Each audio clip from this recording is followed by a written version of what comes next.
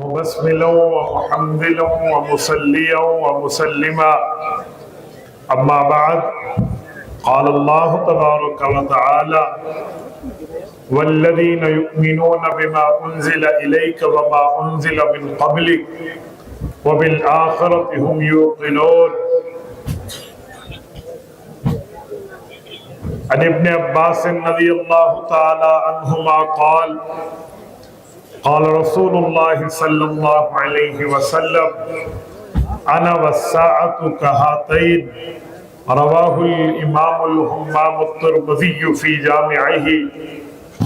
صدق الله العظيم وبلغنا رسوله النبي الأمي الكريم ونحن على ذلك لمن الشاهدين والشاكرين والحمد لله رب العالمين. میرے معزز دوستو، آج 29 مارچ 2026 بروز اتوار اور میں یہاں ضلع سوابی میں اسماعیلیہ انٹرچینج میں آپ حضرات کی خدمت میں مجاہد ختم نبوت حضرت مولانا اکرام الحق دامت برکاتہم العالیہ کی دعوت پرخلوص پر عقیدہ ختم نبوت کے حوالے سے کہہ رہا ہوں. میرے دوستو، آپ ماشاءاللہ مجھے بتایا گیا کہ ظہر کے وقت سے تشریف فرما ہے اور اتنی بڑی تعداد مجمع میں اور اتنی بڑی تعداد اسٹیج کے دائیں اور بائیں جہاں علماء کرام، طلباء اعظام اور اس طرح عوام میں ماشاءاللہ ایک بڑی تعداد شریک ہے. میں آپ سب حضرات کی خدمت میں بنیادی طور پر چند باتیں عرض کروں گا. آپ توجہ میری طرف رکھنا، میری آنکھوں میں آنکھیں ڈال کر بات سننا، انشاءاللہ ہمارا وقت قیمتی بنے گا.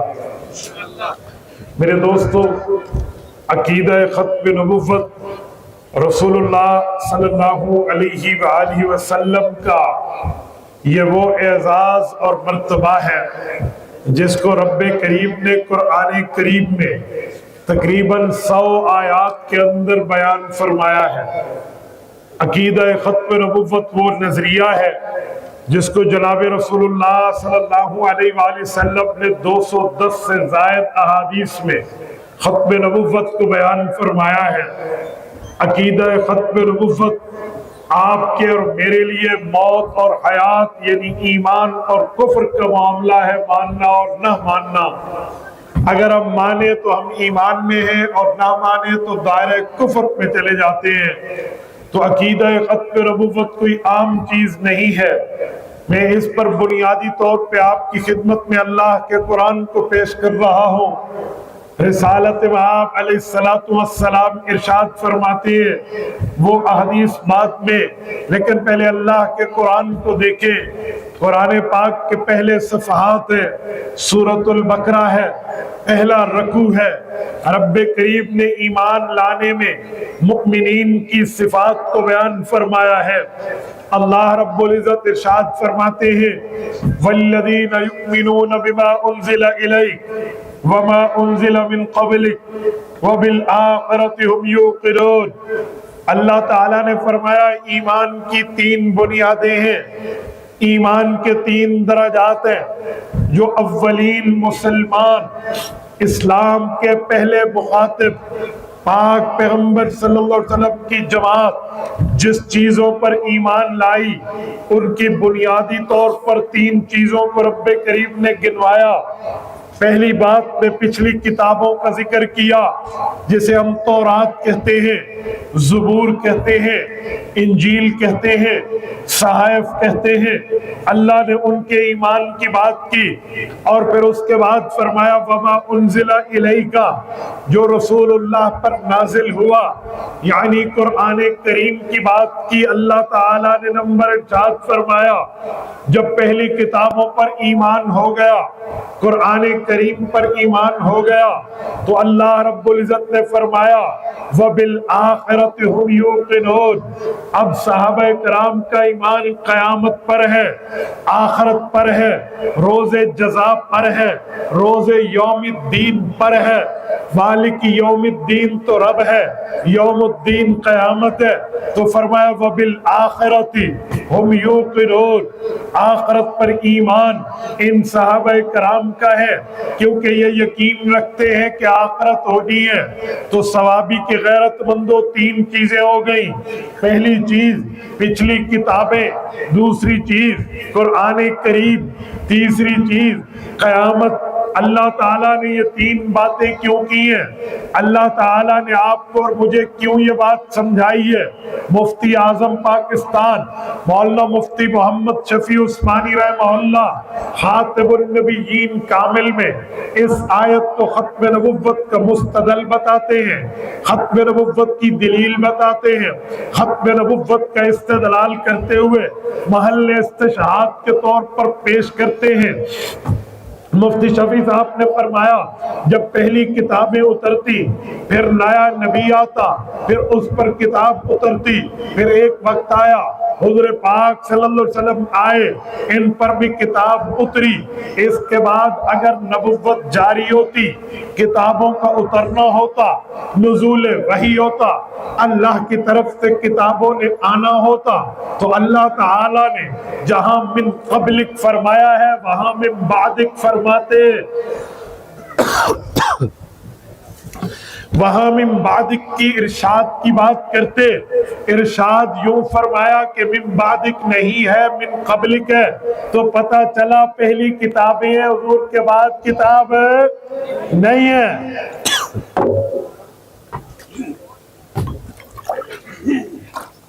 मेरे दोस्तों, रब्बे करीम ने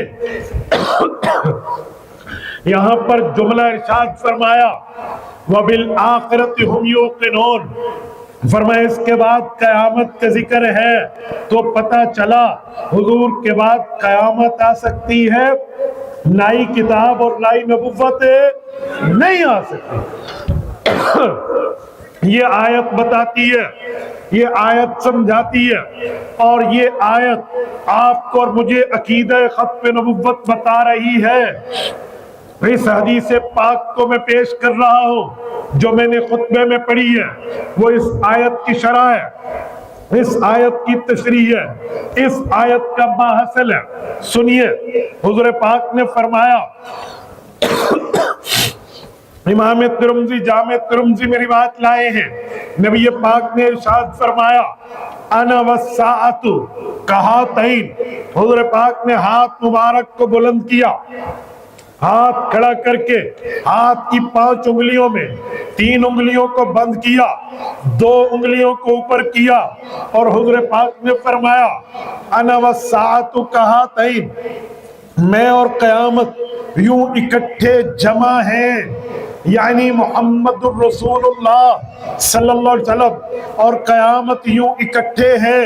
इस बात का क्या मतलब, क्या तशरीह, क्या वजाहत, क्या एक्सप्लेनेशन? तो हुज़ूर पाक सल्लल्लाहु अलैहि वसल्लम बताना चाहते हैं, जैसे इन 2 उंगलियों में तीसरी उंगली नहीं है, ऐसे ही मेरे और क़यामत में कोई नया नबी भी नहीं है। ये आयत और हदीस बता रही है कि रिसालत मआब अलैहिस्सलातु वस्सलाम ने वबिल आखिरति हुम यूक़िनून की तशरीह दी है, वजाहत दी है, तफसीर दी है। रिसालत मआब बताना ये चाहते हैं कि नबी पाक सल्लल्लाहु अलैहि वसल्लम के इरशाद का मतलब तुम्हें समझ आए कि हुजूर के बाद कयामत आ सकती है, नया नबी नहीं आ सकता। हमारा ईमान है, हमारा अकीदा है, हमारा नजरिया है कि रिसालत मआब अलैहिस्सलातु वस्सलाम ने जो बात कर दी है, नबी का आर्डर और लोहे का गर्डर, इसको कोई नहीं तोड़ सकता। सूरज मशरिक के बजाय मगरिब से निकल सकता है। आका का फरमान गलत, हुजूर का फरमान गलत नहीं हो सकता। तो रसूलुल्लाह कल भी आखिरी नबी है, आज भी आखिरी नबी है, और ये खत्म नबुव्वत का ताज रसूलुल्लाह का रहेगा, और इंशाअल्लाह ताला हम इसकी हिफाजत करते रहेंगे। मेरे दोस्तों, रिसालत मआब अलैहिस्सलातु वस्सलाम के लिए मैं एक जुमला आपकी खिदमत में कहने लगा हूँ। अकीदा खत्म नबुव्वत में पाक पैगंबर ने आपको और मुझे मजबूती सिखाई, मजबूती बताई, اور پاک پیغمبر صلی اللہ علیہ وسلم نے عقیدہ ختم نبوت کے لیے ارشاد فرمایا انا خاتم النبیین لا نبی بعدی، میں آخری نبی ہوں، میرے بعد نیا نبی پیدا نہیں ہوگا۔ کچھ لوگ کہتے ہیں حضور پاک کے بعد تو حضرت عیسیٰ نے آنا ہے، تم کیسے کہتے ہو حضور کے بعد نیا نبی نہیں ہے؟ میں سمجھانے لگا ہوں لا نبی بعدی کا مطلب ہے حضور پاک کے بعد نیا نبی پیدا نہیں ہوگا۔ ہم اس کو مولود سے معاملے کو لے کر پیدائش کی نفی کرتے ہیں کہ حضور کے بعد نیا نبی نہیں آئے گا۔ وجہ معاملہ کیا ہے کہ جب سارے درجے رتبے مرتبے حضور پہ ختم ہیں، اب نہ نیا درجہ ہے نہ نیا نبی ہے۔ جتنے درجات، معجزات، مرتبات، رتبات حضور پاک کے لیے رب نے بنائے تھے وہ حضور پہ تمام کر دیے گئے ہیں۔ کوئی نیا درجہ ہو تب نیا نبی آئے، نیا مقام ہو تب نیا نبی آئے، نیا رتبہ ہو تب نیا نبی آئے۔ حضرت عیسیٰ نئے نبی نہیں ہے، پرانے نبی ہیں۔ حضرت عیسیٰ عہد کے نہیں ہے، پہلے کے ہیں۔ فرسولاً الی بنی اسرائیل ہیں، وہ وہاں کا نبی تھے، جب یہاں تشریف لائیں گے حضور کے امتی بن کے آئیں گے۔ اگرچہ نبوت چھن نہیں جائے گی لیکن ان کی نبوت کا وقت پورا ہو چکا ہے، حضور پاک کے مددگار بن کر آئیں گے۔ اور آپ کو لگے ہاتھوں ایک جملہ بھی عرض کرتا جاؤں، قاری محمد طیب قاسمی رحمہ اللہ 50 سال دارالعلوم دیوبند کے محتمم بن کر رہے ہیں۔ انہوں نے کلمات طیبات میں لکھا ہے حضور پاک صلی اللہ علیہ وسلم کے لیے رب کریم نے حضرت عیسیٰ کے آنے کا انتخاب کیوں کیا ہے؟ دجال سے مقابلہ کوئی اور نبی بھی کر سکتے تھے، حضرت موسیٰ کا انتخاب بھی ہو سکتا تھا، حضرت داؤد کا بھی ہو سکتا تھا۔ اللہ تعالیٰ نے صرف حضرت عیسیٰ کا انتخاب کیوں کیا ہے؟ وہ ارشاد فرماتے ہیں اس کی کئی وجہ ہو سکتی ہیں۔ فرماتے ہیں مماثلت کو دیکھو تو سورت نمبر 19 سورت مریم رکوع نمبر 2 میں رب کریم نے فرمایا ہے حضرت عیسیٰ کی پیدائش کا مقصد ہے وَلِنَجْعَلَهُ آیَةً لِلنَّاسِ وَرَحْمَةً مِنَّا۔ حضرت عیسیٰ علیہ السلام کی اماں حضرت مریم بنت عمران کو حضرت جبرائیل نے آ کر کہا تھا، رب کریم نے فیصلہ کیا ہے وَلِنَجْعَلَهُ آیَةً لِلنَّاسِ، ہم عیسیٰ علیہ السلام کو لوگوں کے لیے نشانی بنائیں گے، وَرَحْمَةً مِنَّا، اپنی رحمت بنائیں گے۔ قاری محمد طیب قاسمی دارالعلوم دیوبند کے ماتھے کا جومر لکھتا ہے، کہتے ہیں قرآن کریم میں حضرت عیسیٰ علیہ السلام کو رحمت خداوندی کہا گیا۔ کا کھولیے سورت انبیاء کھولیے، آخری رکوع کھولیے، آیت نمبر 107 کھولیے۔ رب کریم نے حضور پاک کے مرتبے کو، ہمارے نبی کے رتبے کو، ہمارے نبی کے درجے کو، ہمارے نبی کی حیثیت اور وحدیوں کو ان الفاظ میں بیان فرمایا وَمَا أَرْسَلْنَاكَ إِلَّا رَحْمَةً لِلْعَالَمِينَ، میرے پاک پیغمبر بھی تمام جہانوں کے لیے رحمت بن کے آئے ہیں۔ جیسے اللہ کی ذات رب العالمین ہے، حضور کی ذات رحمت للعالمین ہے۔ فرمایا اللہ کی ذات تمام جہانوں کی خالق و مالک ہے، محیی ممیت ہے، تو حضور پاک کی ذات اقدس تمام جہانوں کے لیے رحمت ہے۔ رحمت کا لفظ حضور کے لیے آیا لیکن وسعت کے ساتھ، حضرت عیسیٰ کے لیے آیا لیکن ان کی حیثیت کے مطابق۔ قاری طیب صاحب نے لکھا حضور برحمت، حضرت عیسیٰ برحمت، اور جو قرآن ملا وَنُنَزِّلُ مِنَ الْقُرْآنِ مَا هُوَ شِفَاءٌ وَرَحْمَةٌ، اس کو بھی اللہ نے رحمت فرمایا۔ تو جب آخری نبی کی امت، آخری نبی کی کتاب کا انکاری دجال آئے گا جو رحمت والے نبی کے بعد آئے گا، تو اللہ اس نبی کو بھیجیں گے جس کی نسبت پہلے رحمت سے ہے، وہ آئے گا اور دجال کا مقابلہ کرے گا۔ اس سے پتہ چلا کہ حضرت عیسیٰ کا تعلق حضور پاک صلی اللہ علیہ وسلم کے ساتھ رحمت کا اتنا گہرا، رحمت کا اتنا ڈیپلی، رحمت کا اتنا مضبوط تر ہے کہ حضور پاک صلی اللہ علیہ وسلم کے دین پہ اگر مشکل آتی ہے، فتنہ دجال آتا ہے، تو حضرت عیسیٰ علیہ السلام تشریف لائیں گے۔ حضرت قاری صاحب آگے لکھتے ہیں، فرماتے اس کی ایک وجہ اور بھی ہے۔ کہتے ہیں وجہ کیا ہے؟ فرمایا ہم نے کتابوں میں پڑھا ہے کل قیامت کا دن ہوگا، جنت الفردوس میں رب کریم رسول اللہ صلی اللہ علیہ وسلم کی شادی کرائیں گے، جہاں پر شادی حضرت رسول اللہ صلی اللہ علیہ وسلم کی حضرت آسیہ سے ہوگی، وہیں پر شادی حضرت مریم سے ہوگی۔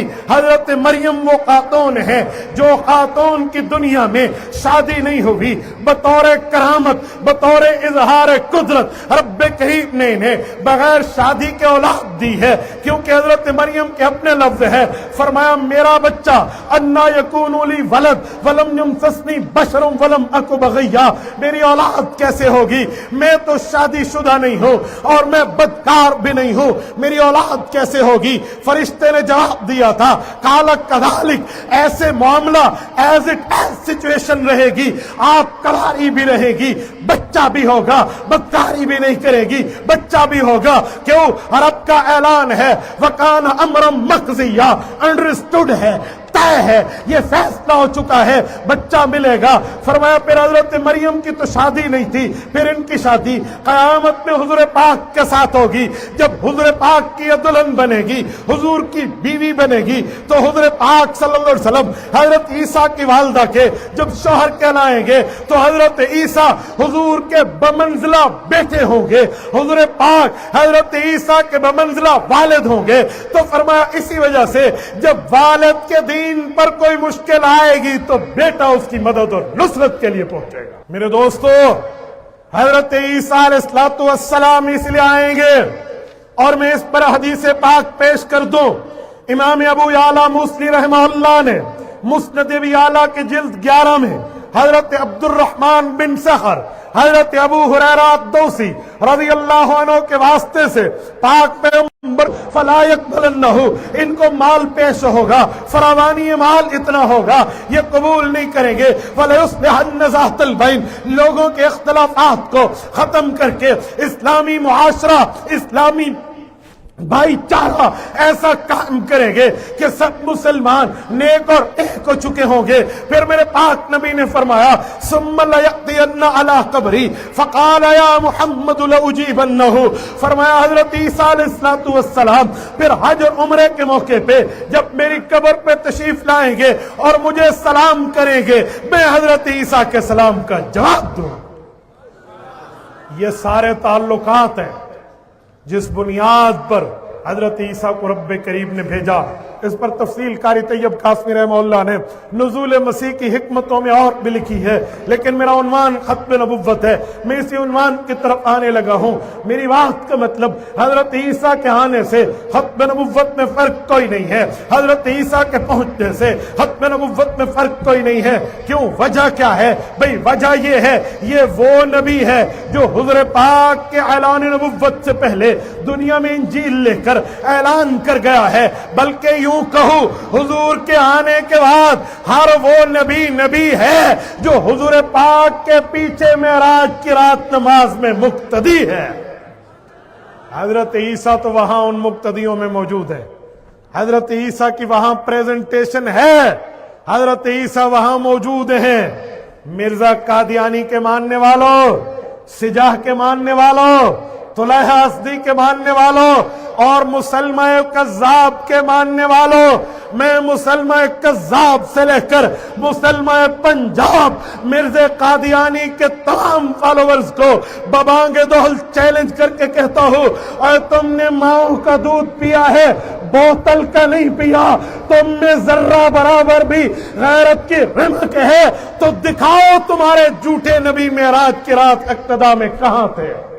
عذر تو ان کا باپ، دادا، پردادا، لکڑ دادا، سکڑ دادا، دکڑ دادے میں سے کوئی ایک بھی نہیں ہے۔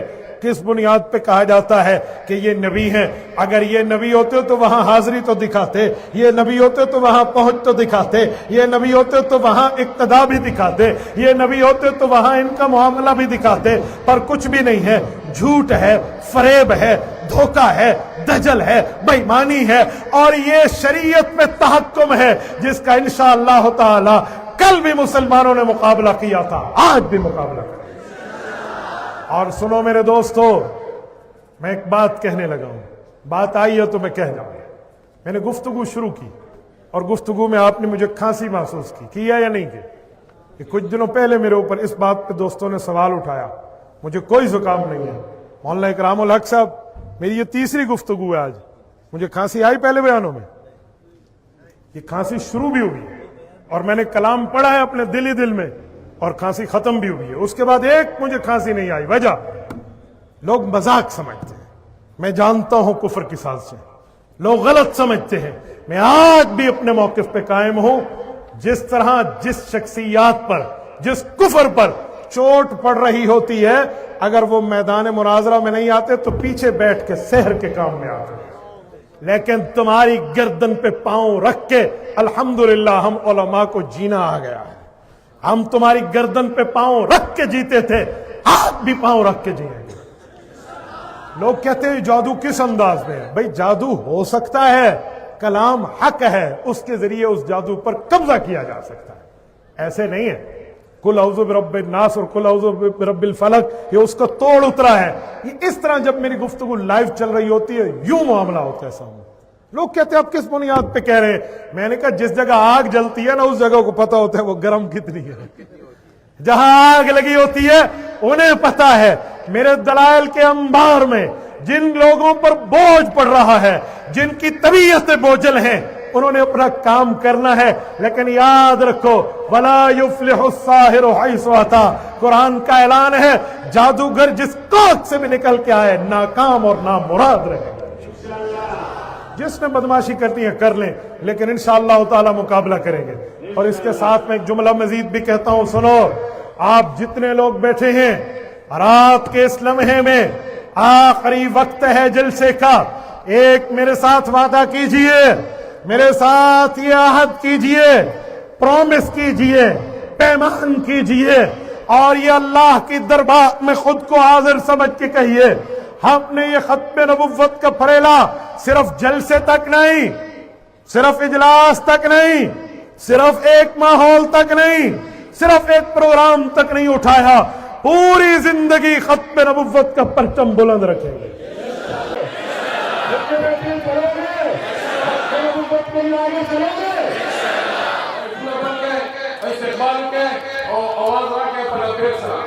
نعرے تکبیر، تکبیر، اللہم لبیک، لبیک اللہم لبیک۔